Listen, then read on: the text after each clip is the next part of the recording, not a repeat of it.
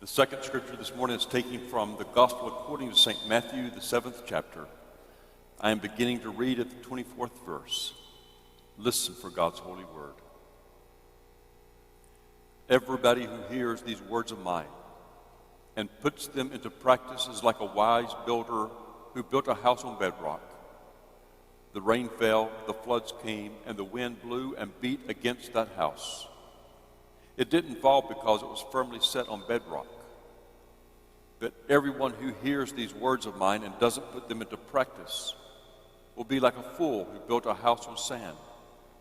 The rain fell, the floods came, and the wind blew and beat against that house. It fell and was completely destroyed. When Jesus finished these words, the crowds were amazed at his teaching, because he was teaching them like someone with authority and not like the illegal experts. God's holy word.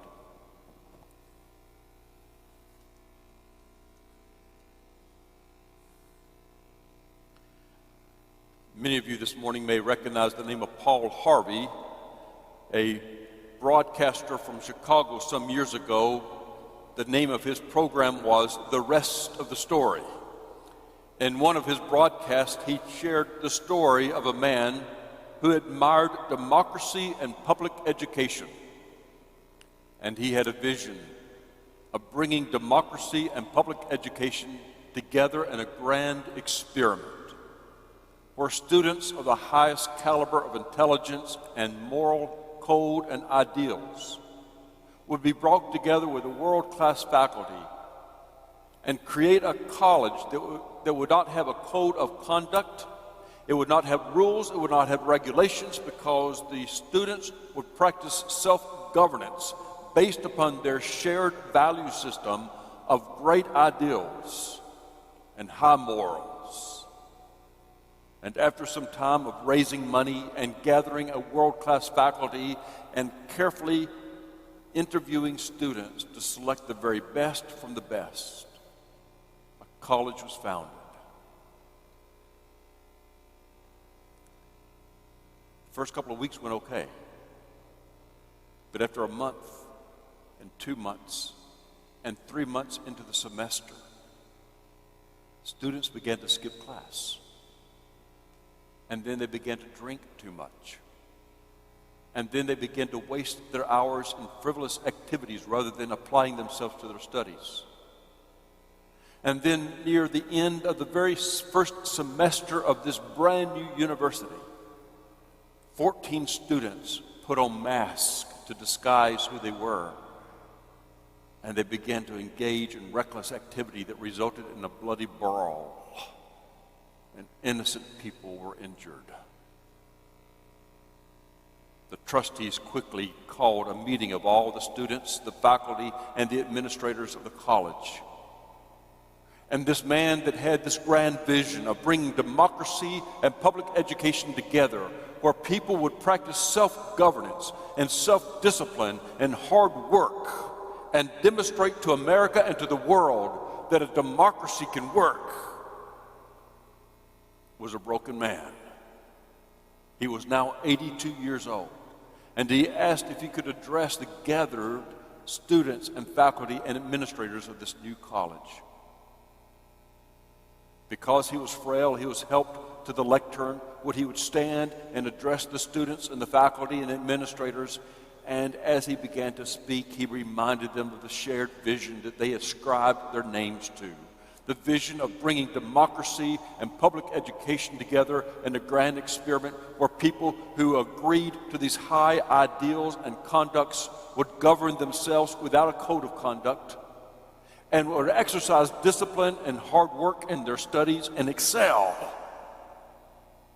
And yet the experiment utterly failed because of these 14 students who were masked, deciding to misbehave in such a fashion that people became bloodied and wounded and disrupted the life of the campus. And then this founder of this college began to weep. And his sobs became so deep he could not conclude his thoughts. And a trustee walked up to the lectern and took him by his arm and led him back to a seat. And there was silence among the students and the faculty and the administrators, absolute silence. And everyone felt badly for him, for he had said in his 82 years of life he had not experienced as much pain as he was experiencing at this very moment, that his grand vision of intelligent people not living up to the code of conduct that they had all put their name to. The students were so moved that the 14 students, every one of them who had masked themselves and misbehaved, they stepped forward and identified themselves and took responsibility for their actions, though they could not undo what they had done. And within that week, the trustees put together for the first time a code of conduct and rules and regulations that if they were broken, those students would be removed from the university. The experiment of self-governance utterly failed. And the reason it failed was because the students failed to shape their conduct around that high moral code that they had ascribed to. It is not enough to say, I agree with these rules. It is not enough to say that that is a good idea and that is a marvelous way to live. And if we do not shape our own conduct around those rules and those ideals. And shortly after that day, this 82-year-old man who had a vision that failed died. Incidentally, he died on the 4th of July. And when he was buried, his tombstone simply read, Thomas Jefferson, author of the Declaration of Independence and founder of the University of Virginia.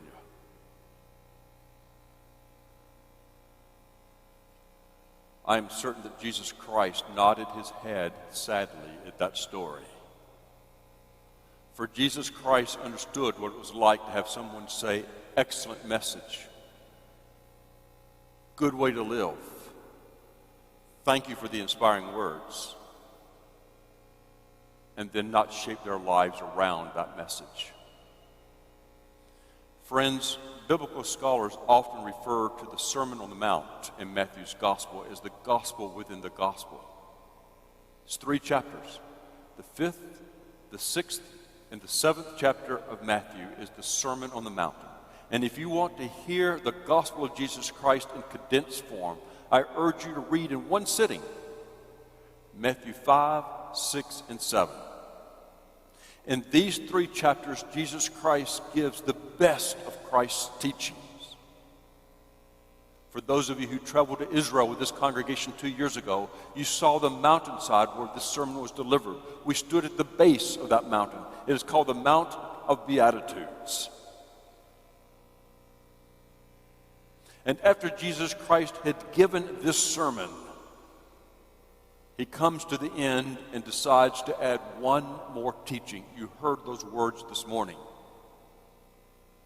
Jesus Christ decides to end his sermon with another parable, the parable of 2 builders. In this parable, you have a builder who's a wise builder because the builder decides to build their life around the teachings in the Sermon on the Mount. And when the winds blow, when the storms brew, the house stands. But then you have the foolish builder who may have said, excellent sermon, Messiah, but did not build their home around those teachings. And when the winds blew and the storm raged, the house utterly collapsed. Jesus Christ knows what it's like for people to say that is an excellent message and these are good rules and absolutely that's the way to live, and then to go and live otherwise. If we do not build our lives around the moral code that is offered to us in the words of Jesus Christ, we build a weak structure So this morning, what I want you to hear are three teachings that Jesus Christ would have us to understand from this last part of his Sermon on the Mountain. Three teachings that I hope you will etch into your heart in some way and remember them every day this new year. These are teachings that help us to understand how to build a life that lasts. The first teaching is that we're all builders. It is clear in this parable that we are all builders, and we're building a life. And it takes a lifetime to complete that construction project. We are all builders. And George Buttrick, a theologian of another generation, once said that every hope and desire that we have is like a plank that is placed into that construction project. And every habit that we have is a beam that holds it all together. And every imagination that we have is a window into the house that we are building.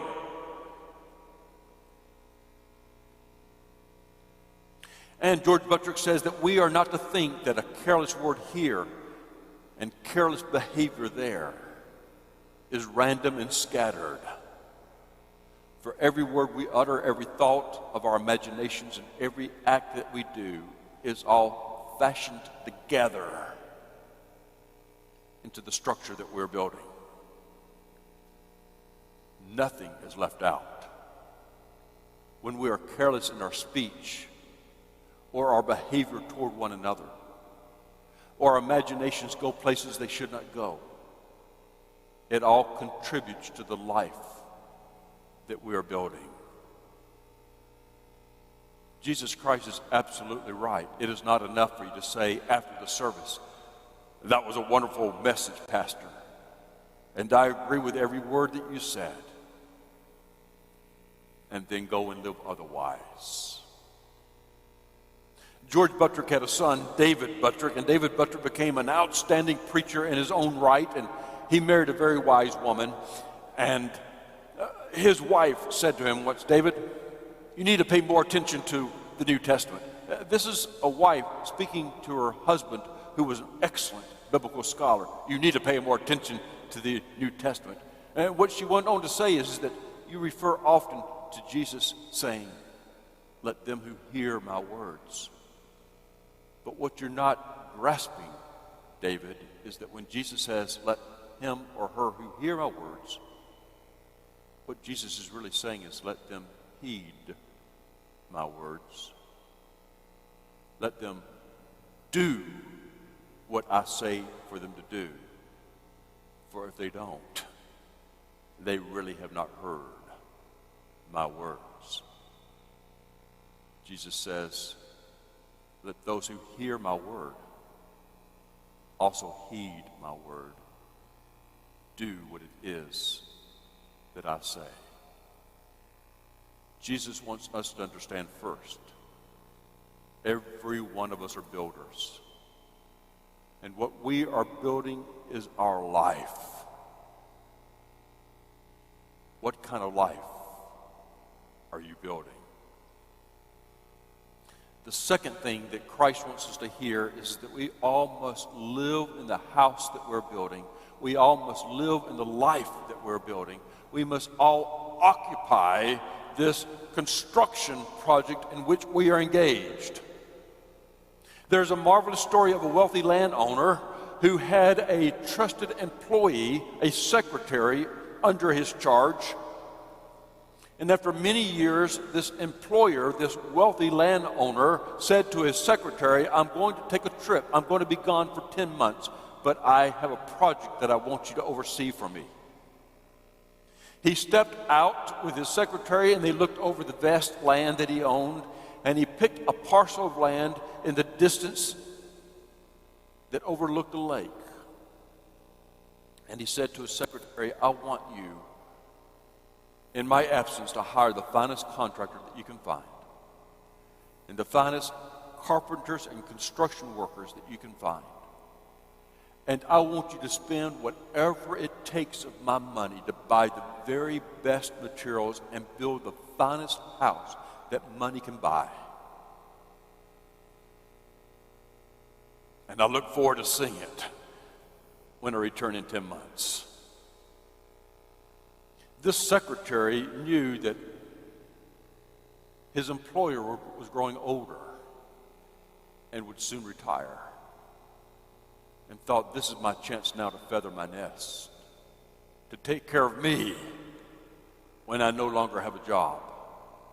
So he hired a dishonest contractor. He hired laborers who were unskilled. And he bought the cheapest construction material that he could find. He simply changed the invoices to reflect the most expensive material. He spent as little money of his employer as he could on a shoddy house that looked beautiful from the outside, and pocketed the savings. He was quite pleased with himself with what he thought he was going to get away with. And then when his master returned 10 months later, the master asked to see the house. And the secretary took him to the house, and the master looked at this glorious house overlooking a lake and asked the secretary, the man who was under his charge, "What do you think?" And the secretary said, "Master, it's a beautiful house. Anyone would be proud to live in that house." To which the master said, "I'm glad that you like it, for I'm retiring, and I will no longer need you in my employ. And I so love you that I wanted you to have a nice place to live in your retirement. The house is yours." Jesus is telling us that we will have to live in the house that we're building. Every thought, every hope, every desire, every aspiration is being woven together at this very moment to construct the life that we must occupy. Are you choosing the materials carefully? Because it is your house that you're building. And then the third thing, the last thing that Jesus Christ wants us to understand is that every house will encounter a storm. It is not if your house encounters a storm, it is when. Every life will encounter a storm. The winds will blow, and the earth will tremble, and the storms will rage. And the question is, what kind of house have you built? Will it stand or will it collapse? Are you building a house that will stand against the storms of life?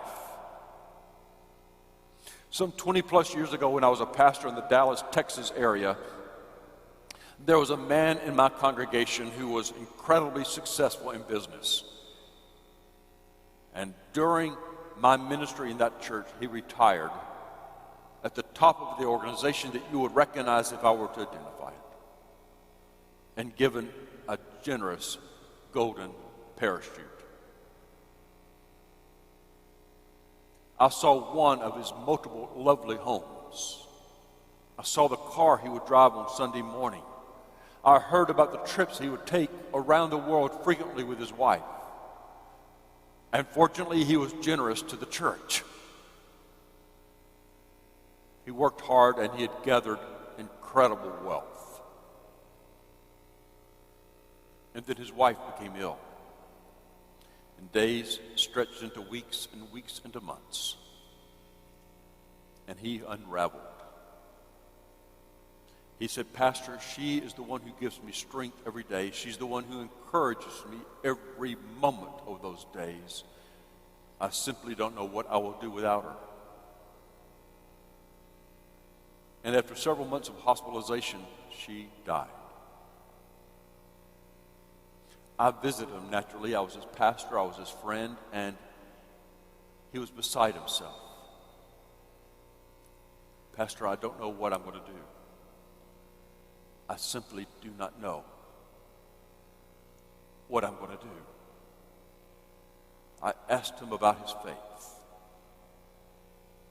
I will never forget his answer, and I hope you don't either.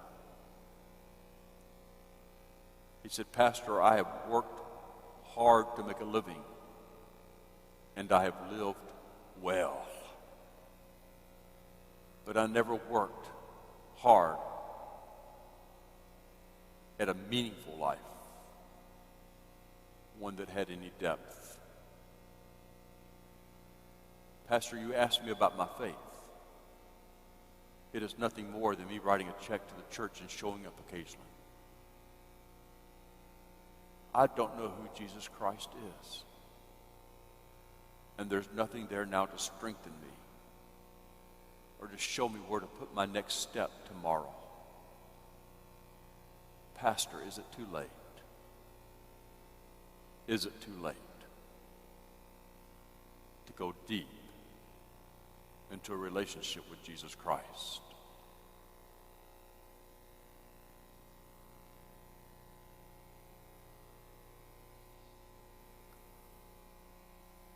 Some of you may be aware of the process that those women and men who prepare for ministry in the Presbyterian Church have to go through.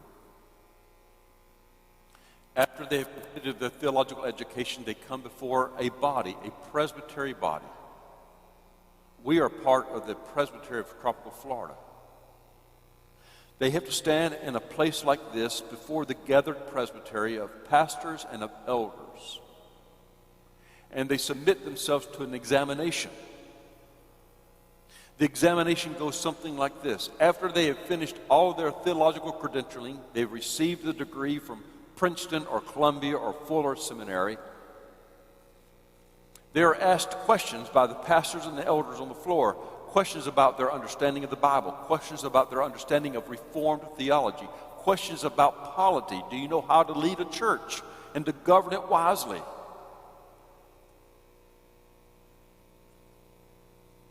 Some years ago in a presbytery in South Carolina,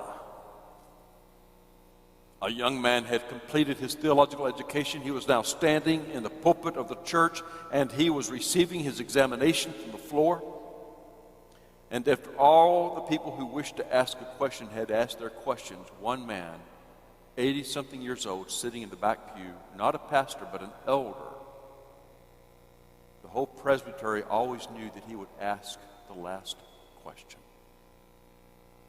He stood, looked directly at the pastor who was under examination and asked,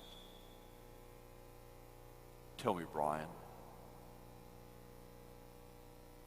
are you making any progress in your journey with Jesus Christ?" I want you to imagine this morning that you're standing in this place and the people of God are examining your faith. And then they ask you, are you making any progress in your journey with Jesus Christ? Your answer will say volumes about the life you are building.